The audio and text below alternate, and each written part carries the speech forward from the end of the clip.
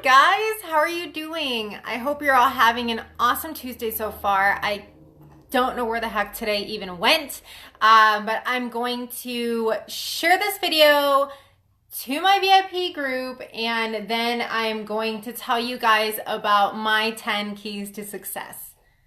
So give me just a couple seconds here, and then I'm going to get going because I have class at 6, but then I also have a meeting with my professor at, I believe it's starting at 4:30. She said she's going to clear her schedule from 4:30 on, so I want to make sure that I am on time. So just give me 2 seconds and then I will go because I have a feeling that this video might run a little bit long.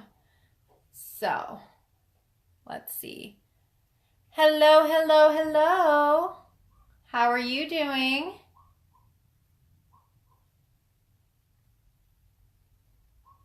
Okay. If you guys wouldn't mind sharing this video, that way I can get the word out there to everyone.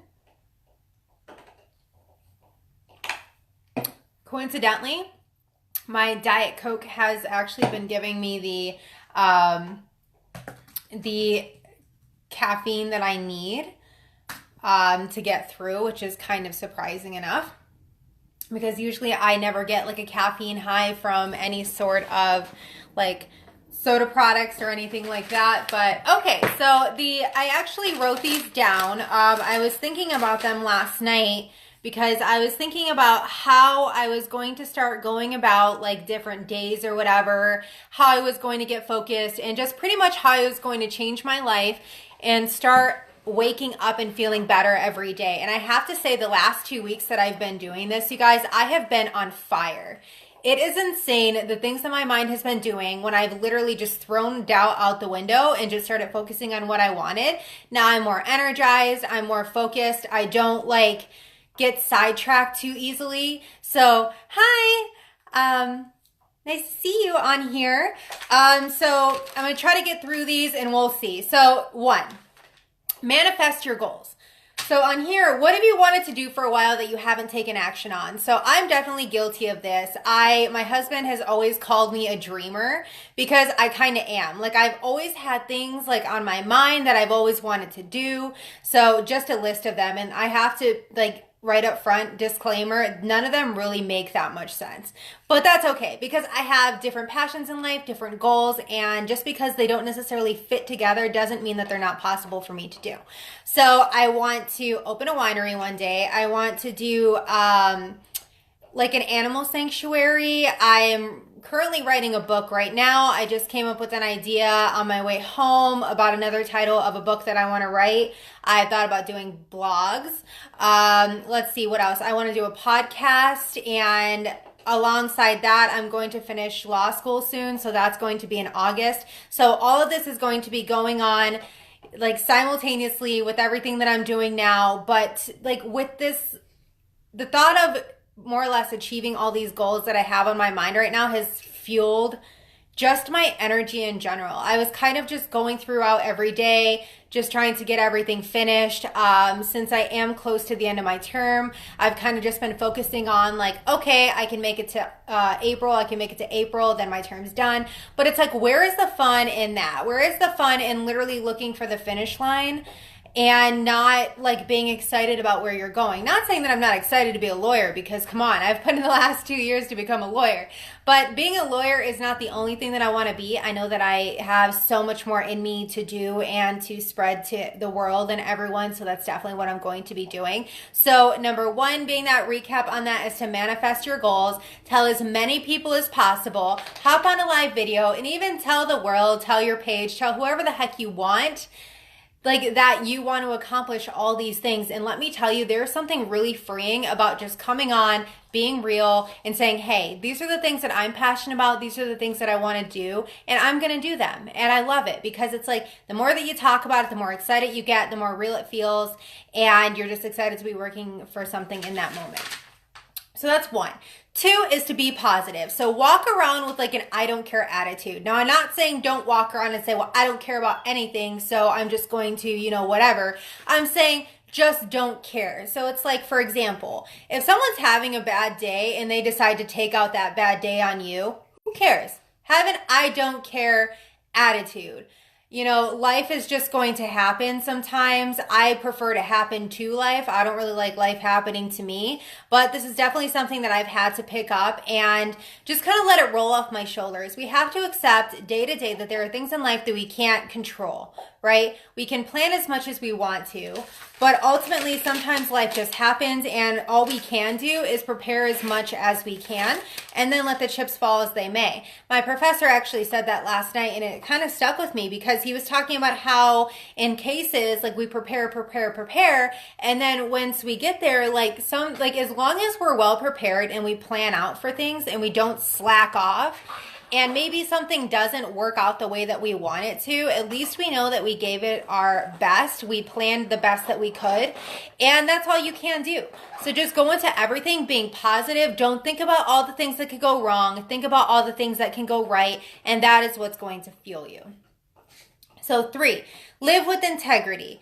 If you get something done by being dishonest, is it really worth it or even an accomplishment? So when I say this, I'm talking about when you go to achieve your goals, I don't want to use the word backstab because that sounds so aggressive, but I'm going to use it anyways. So don't step on people, backstab people. There's enough success out there for everyone. There's no reason why you should have to do something that is dishonest to get where you're going, because once again, if you have to be dishonest to get something, is it really an accomplishment at all? It's not. I always look at someone who has gotten to the top being an honest person, being respectful, doing the right thing. I feel like those are people that you look up to. So that's number 3. And number 4, make yourself known to people that tie into your future plans.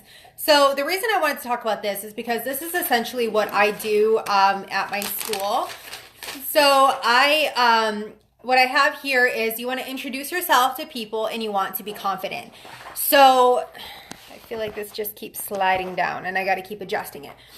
So introduce yourself to people and be confident. I know that would always have the oddest social anxiety, and I would walk up to people, or not even walk up to people. I would actually look down at the ground when I walk past people. I didn't want to look them in the eye because once again, I had that odd social anxiety. So I didn't want to look at people. I didn't introduce myself. Everyone thought I was the shyest person, when I'm kind of shy, but I'm really not a shy person once you get to know me. So why was I not giving this person the opportunity to know me, right? All I have to do is walk into a room, be nice, be confident, introduce myself, say, hey, I'm Mia, such and such, blah, blah, blah, and just, you know what I mean, strike up a conversation. And then that's going to move on to networking. So in my line of work, networking is a really big deal. And that is ultimately how we find our positions, how we find our externships, how we get our positions at the school, everything. So all of the positions that I hold right now are through networking. It's because people knew me. They knew my name. They knew what I was involved in. They knew what kind of person I was. And that's why I was offered things. For example, I am a criminal law TA. I'm the TA because I was speaking with my academic advisor, and he had told the criminal law professor who I am the TA for, he had told her that I was interested in a position. He told her that he had, I was his advisee for a while now. He told her about me, and ultimately she called me in for an interview and I got the position. So next, I'm also a note taker, and that's something else that I do for money while I'm in law school. And being a note taker, it comes from when you so pretty much students with disabilities at the school that can't necessarily keep up in regards to note taking, and in law school there's a lot of notes that we have to take.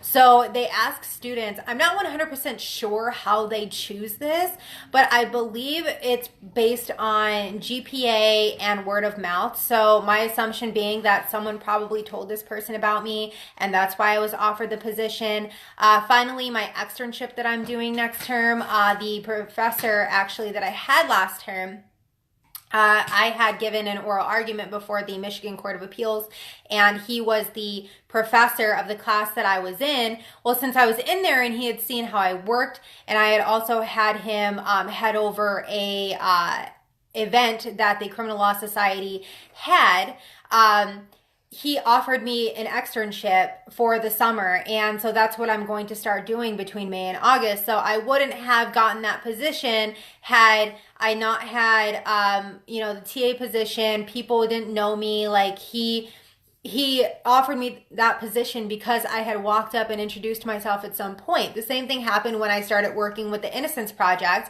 I had walked up and introduced myself to her during my first term of law school, and that's actually why I wanted to go to the school that I go to now, is because of the Innocence Project clinic. And the fact that I've had the honor of working there the last 2 terms is incredibly insane. Talking about achieving goals right there, because I have been obsessed with the Innocence Project since years. We're talking about since I was in undergrad. I was obsessed, and now I'm working with the Innocence Project and achieving goals left and right, and it's still a humbling experience that I am here today. But I had introduced myself to her during the first term, the director of the Innocence Project, and then when I had enough credits to submit my application, I was able to send it through and say, hey, we had spoken a little bit during my first term. My name is, Mia, and I would like to finally submit my application so I could be part of the clinic. And then she had actually emailed me back that same day and told me that I was accepted to the clinic. And so it's all about, and also getting involved in organizations. So if there's any, I know for us, the Bar Association is a big deal around here, local organizations. I was not a big joiner, in undergrad, and I always felt like I missed out on that opportunity when I was in undergrad. I did dance, but I wish I would have done more. And so I'm the president of the Criminal Law Society. So having that title and having the ability to go into all these different events, introduce myself, say, hey, I'm Mia.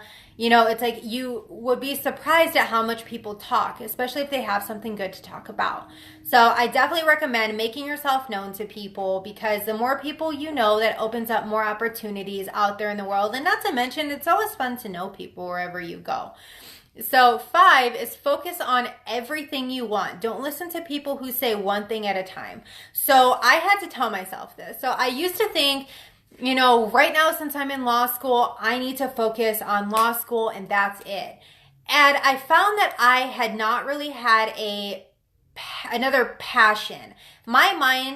The way my mind works, I have to have my mind focused on a million different things at once, or else I am bored. I don't feel fulfilled. If I'm not crazy hectic schedule, I am not feeling fulfilled.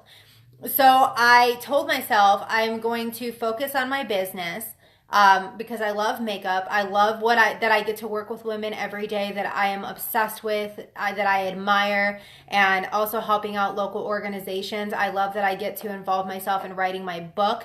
I love that I get to involve myself in law school. I love that I get to, everything that I'm doing right now is focusing on my future. So why would I do one thing at a time? Life is not going to wait for you. It's not going to wait. You have to focus on everything now, because if you set something on the shelf and you're like, yeah, I'll do it whenever I graduate law school. So let's say that if I was I'm going to do this, I'm going to wait till I finish law school. Well, everything that I've already been accomplishing right now would not have been accomplished if I would have waited until August to do it. And I would have been really sad had I waited. So focus on everything you want. Don't listen to people when they tell you to slow down, because you don't need to slow down, especially if you're in the zone. Don't slow down. Don't listen to that whole rest mentality. If you want me to get on my soapbox, I actually posted something earlier about this. Hey, Tiff. How are you doing, girly? So number 6, overcome your fears, your self-doubt, and being too self-conscious. So I remember when I first got started with everything, especially with law school, with my business, everything, I was one of the most self-conscious people in the world. I didn't necessarily care what people said about me intellectually, because I knew in my mind that I was smart, I was educated, and that never really bothered me. But I love social media, so I'm always on YouTube, I'm always on Instagram, I'm always on Facebook, just scrolling through, and the comments that I see, or that I would see, that are made about people to other people, they are some of the meanest things that you will ever see. And it's crazy that social media is so great now, but it has opened people up to be criticized by people they don't even know. That does not make sense to me. It really doesn't. Like, I don't understand, like, but either way. So that's like what scared me the most. I said, if I became a YouTuber doing vlogs, or if I started opening myself up to the makeup community, if I started reaching out to women, you know, about my business, and that's going to cause a lot of hate. It's going to make me self-conscious. They're going to think I'm stupid. And then finally I was like, you know what? I really don't care. I don't care what people think about me. I don't think if people think what I do is stupid. I really just don't care, because honestly, like I said, if people have an opinion about what you're doing, they should probably be more focused on themselves. But that also tells you that if they're focusing on you, then you're obviously doing something that got their attention. So that's a giant high five to you, because that means people are noticing you, and that means that you're one step closer to getting towards your goal. So there you go. So number 7 is to be persistent and be consistent. No one likes a quitter. So I know this comes on to like people who like to start and stop things very often. Now, I'm not referring to, you know, maybe you thought that you might like something, and then once you see what it's like, you're like, oh, that's not for me. I'm not going to do it. I'm talking about getting involved with something and then realizing how much work it is, or thinking that you're not where you should be and then quitting. I know that this probably comes a lot with like businesses that people start at home. Like, it might even be like a direct marketing thing, anything. They're like, I don't want to put in the work. I'm going to quit and try something else and see if it's easy. Let me tell you something. Nothing in this world worth having is easy. So if you want to come across something and then quit it because it gets hard, then you might as well not start anything else your entire life, because nothing in life is going to be easy for you. Everything requires hard work, and you're not going to get it without it. That's just what it is, simple. So work hard at something. Don't quit it just because it's hard. You only fail when you quit. That's it. It's literally that simple. Like, it doesn't matter. Like, let me tell you how many times, like, I remember when I first started filming live videos, I didn't really have that many people that would watch, and I would often talk to a blank screen sometimes, and it was like it used to bother me, but now, get down. Hey, get down. Sorry, my dog was like getting at the window.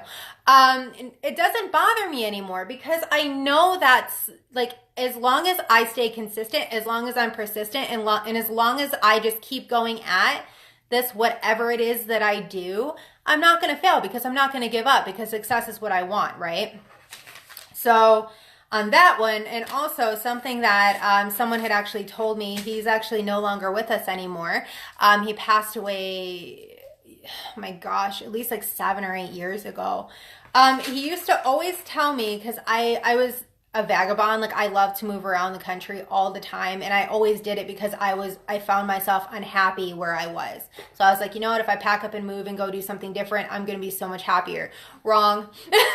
I could not be more wrong. I was chasing happiness by packing up a suitcase, hopping in my car, and driving to wherever. Now, obviously, this was before I met my husband, and my husband kind of put me in check a little bit when he's like, you can't just pack up and move everywhere, even though we kind of have, but we've gone places with a purpose, so it's different.